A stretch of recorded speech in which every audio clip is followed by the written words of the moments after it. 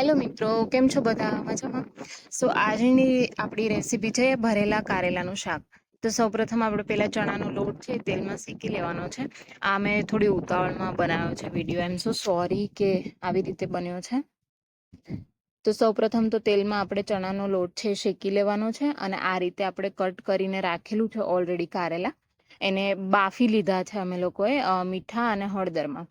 અને પછી તમે જોયું તો ચણાના લોટમાં આ રીતે થોડું હળદર નાખ્યું છે, લસણ અને સિંગ છે એ ખાંડીને નાખી છે. હવે થોડું થોડું ચટણી, મીઠું, જીરું, હળદર આ રીતે એડ કરવાનું છે.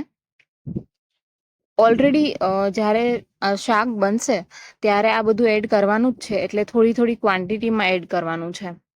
સૂકા ધાણા છે એ પણ એડ કર્યા છે. તમે એક્સ્ટ્રા તમારા ઘરમાં લાઈક મેગીનો મસાલો પડ્યો છે એ પણ એડ કરી શકો છો. પછી ચવાણું પડ્યું છે એને પણ ખાંડીને ભૂકો કરીને એડ કરી શકો છો. એ બહુ જ સરસ લાગશે. આ પ્યોર કાઠિયાવાડી રેસીપી છે, આમાં બીજું કશું જ નથી એક્સ્ટ્રા. અને બહુ જ મજા આવશે ચટપટું ખાવાની. સો તમે જોઈ શકો છો કે જે કારેલા બાફેલા છે એમાં આ રીતે ફિલ કર્યું છે.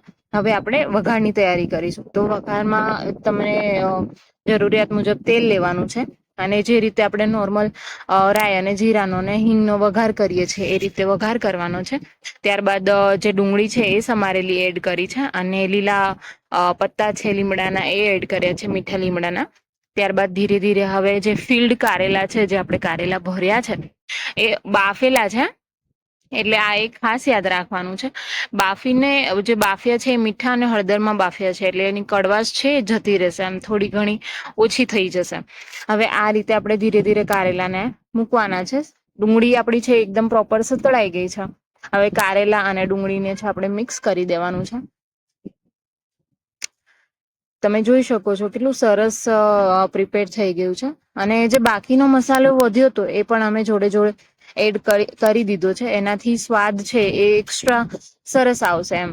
તો હવે બાકી બધા મસાલા છે એ આપણે એડ કરીશું. તો ચટણી છે, હળદર છે, જીરું છે અને મીઠું છે. તો આ બધી જ વસ્તુ આપણે મસાલામાં એડ કરી છે. તો આમાં ઓછી એડ કરવાની છે. તો જે લોકોને ટમેટા સાથે ફાવતું હોય કારેલાનું શાક, એ છાસ ના યુઝ કરે તો ચાલશે. અમે છાસ અહીંયા એટલે યુઝ કરીએ છીએ કેમકે છાસ વાળું છે એ એકદમ સરસ લાગે છે, કડવાશ પણ ઓછી આવે છે અને સ્વાદમાં પણ એટલું સરસ લાગે છે. અને સ્વાદ અનુસાર અમે છાસ એડ કરી છે. તો આ છે ટમેટાની ચટણી, કારેલાનું શાક, છાસ, બાજરાનો રોટલો. થેન્ક